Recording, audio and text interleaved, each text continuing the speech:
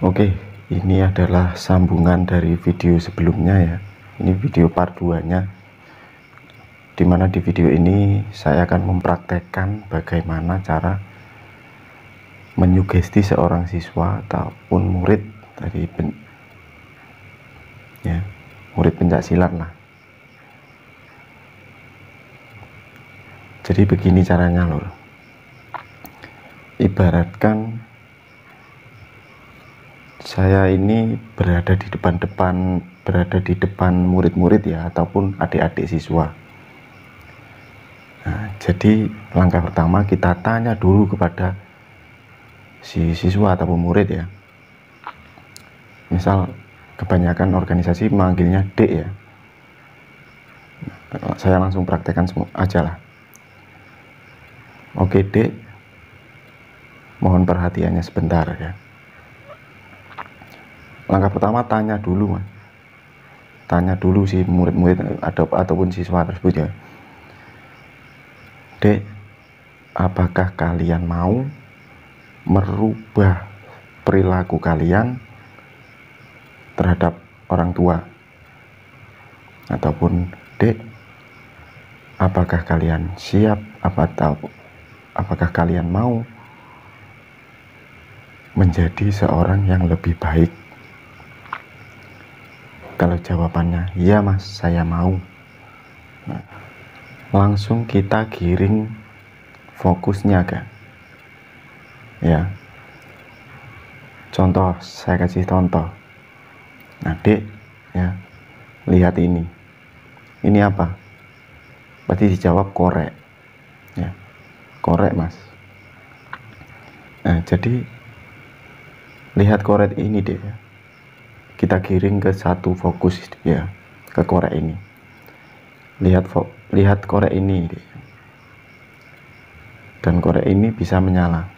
Nah, menyala ini kalau terkena tangan rasanya apa Dek? Pasti rasanya panas ya. Nah jadi deh ya, coba lihat apinya. Nah dan ketika apinya mati, nanti semuanya akan terpejam. Paham ya? Kita ulangi.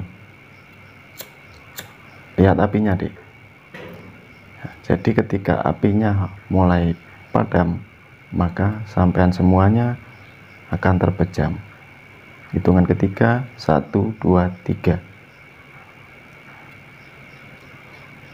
Itulah langkah pertama kita menyugesti ya. Jadi ketika apinya mati ya, ataupun padam, kita suruh semuanya untuk menutup mata, untuk memejamkan mata ya. Jadi semuanya tutup matanya Dek. Ambil posisi paling rileks, paling nyaman menurut kalian ya. Ambil posisi senyaman mungkin. Kalau sudah seperti itu, baru kita memulai ya. Oke Dek, coba bayangkan seketika sampean semua ingin berangkat ke latihan pencaksilat ini. Bayangkan ya. Bayangkan kalau kalian pamitan kepada orang tua, dan bayangkan semua itu. Nah, bayangkan kalau adik-adik semua berjalan menuju ke tempat latihan. Bayangkan semua itu.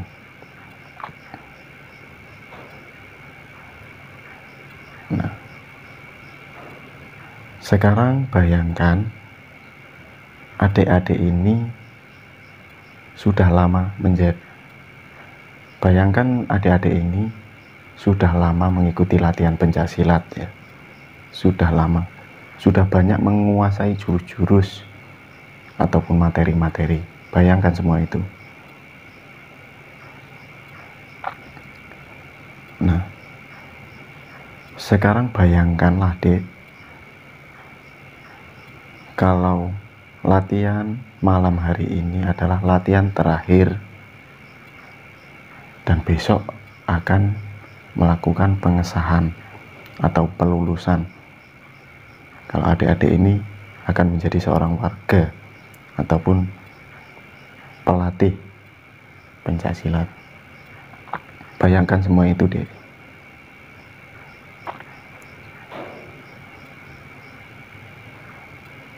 Sekarang bayangkan kalau adik-adik ini ingin mengikuti pengesahan tapi tidak mempunyai biaya, dan adik-adik ini meminta biaya kepada orang tua. Bayangkan cara kita ngomong ke orang tua, bayangkan semua itu.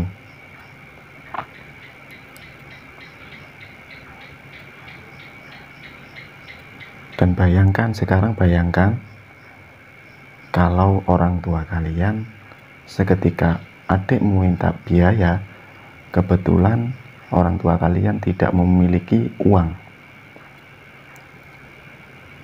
Bayangkan semua itu. Padahal adik sendiri ingin mengikuti pengesahan. Bayangkan.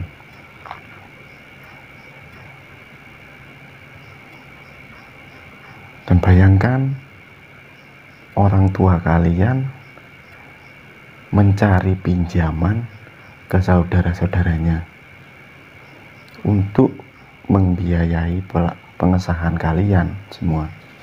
Bayangkan semua itu.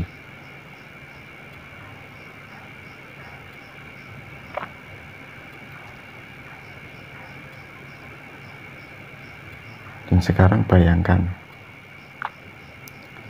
kalau adik-adik semua ini tidak dikasih biaya ataupun belum punya biaya orang tuanya, ataupun tidak punya atau tidak dikasih pinjaman ke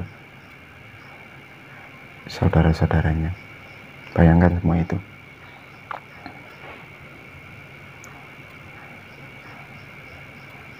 Bayangkan rasa kesal adik ataupun rasa pegel, rasa jengkel ketika adik semua tidak bisa ikut pengesahan. Bayangkan semua rasa kesal, rasa jengkel kepada orang tua. Bayangkan semua itu.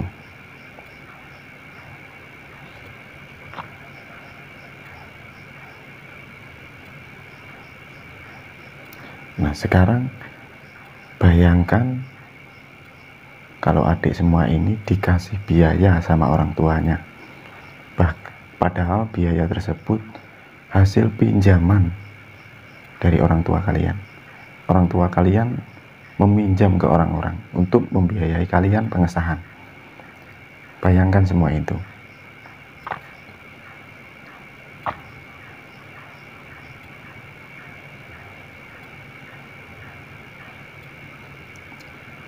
Nah, sekarang bayangkan adik ini sudah mengikuti pengesahan. Ya, sudah mengikuti pengesahan. Dan adik ini seorang warga.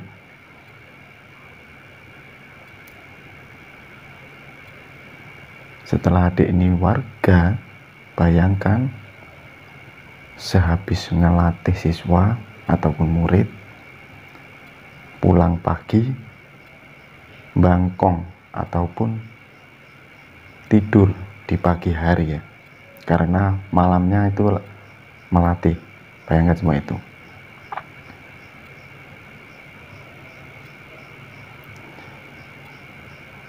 Nah, sekarang bayangkan ketika adik waktu pagi itu belum bangun, dimarahi sama orang tua. Dimarahi karena bangun kesiangan. Dan orang tua kalian menyebutkan adik ini anak tidak berguna. Buat apa latihan pencaksilat kalau ujung-ujungnya seperti ini? Bayangkan sama itu. Adik ini dimarahi. Bayangkan. renungkan.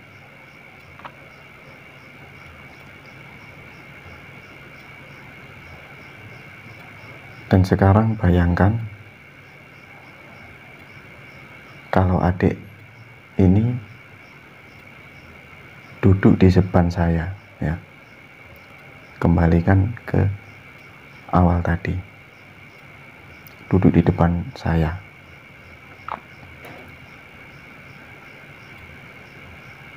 Dan adik ini mendapatkan kabar bahwa orang tua kalian di rumah lagi sakit. Dan adik ini disuruh untuk pulang. Bayangkan semua itu.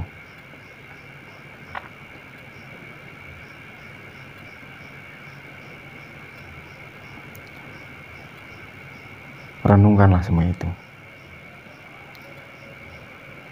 Dan sekarang bayangkan adik ini meminta izin ke pelatih, "Mas, saya izin pulang karena orang tua saya lagi sakit, sedang dibawa ke rumah sakit."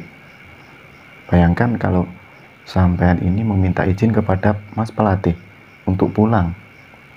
Bayangkan. Dan sampean diberikan izin kepada Mas pelatih untuk pulang. Bayangkan semua itu.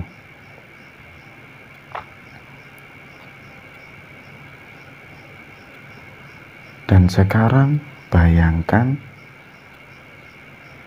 kalau adik di perjalanan menuju pulang, hampir sampai ke depan rumah. Bayangkan. Seketika sampai di depan rumah, adik ini melihat di rumah adik-adik ini banyak sekali orang. Yang entah kenapa kok banyak sekali rumah. Banyak sekali orang-orang di rumah adik semua. Bayangkan semua itu.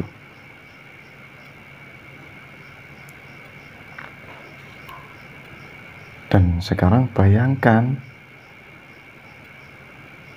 adik bertanya kepada orang-orang itu, "Kenapa kok ramai sekali di rumah saya?" Kenapa? Adik ini bertanya-tanya. Kenapa? Bayangkanlah. Dan apa jawaban mereka?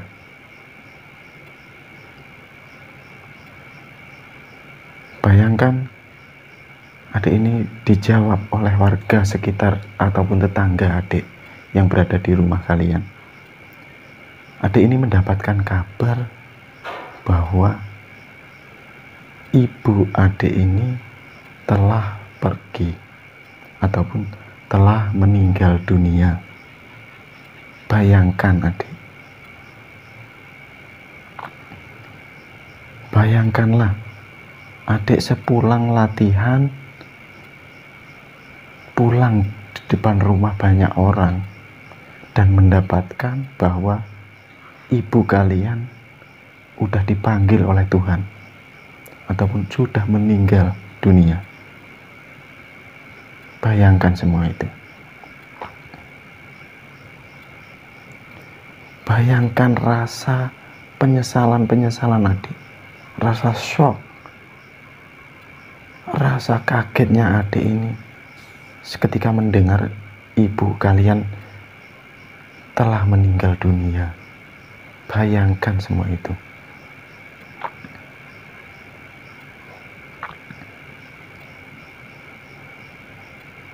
Bayangkan, renungkanlah. Dan di situ baru adik sadar betapa pentingnya orang tua. Orang tua yang selalu marah-marah kepada kita. Orang tua yang kita mintai uang. Orang tua yang kita mintai biaya untuk pengesahan. Bayangkan semua itu. Baru disitulah adik merasakan kehilangan yang namanya sosok ibu. Tidak ada lagi yang bisa memarahi kalian ketika kalian bangun kesiangan. tidak ada lagi. Tidak ada lagi yang bisa ngomel-ngomel. Tidak ada lagi yang bisa membikinkan adik ini sarapan. Tidak ada. Bayangkan semua itu. Takkan ada lagi sosok ibu. Karena ibu telah dipanggil oleh Yang Maha Kuasa. Bayangkanlah. Yang tersisa hanyalah sebuah kenangan. Sebuah baju yang tergantung di lemarinya. Sebuah foto. Sebuah kenang-kenangan sewaktu adik ini masih kecil. Waktu adik kecil sakit, dicarikan obat oleh ibu. Tidak akan ada lagi, tidak akan pernah ada lagi.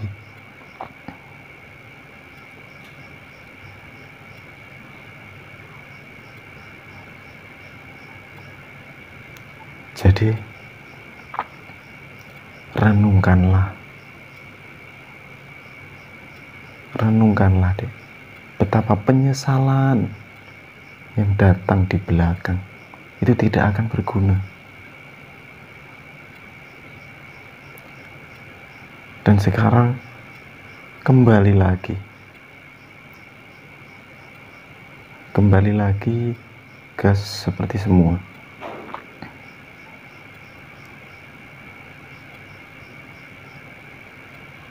Dan sekarang adik ini diberi kesempatan untuk menyayangi orang tua, patuh kepada orang tua, selagi orang tua masih ada. Ya. Sekarang bayangkan kalau orang tua sampean ada di sini. Bayangkan.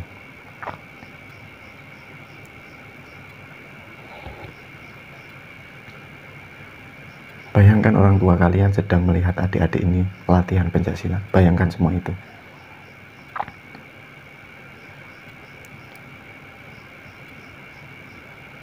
Jadi,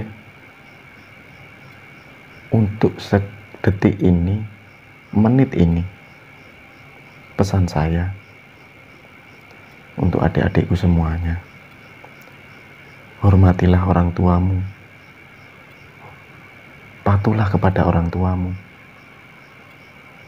Seketika orang tuamu ini masih bernafas, masih hidup, sampean masih diberikan waktu untuk merubah sikapmu kepada orang tuamu.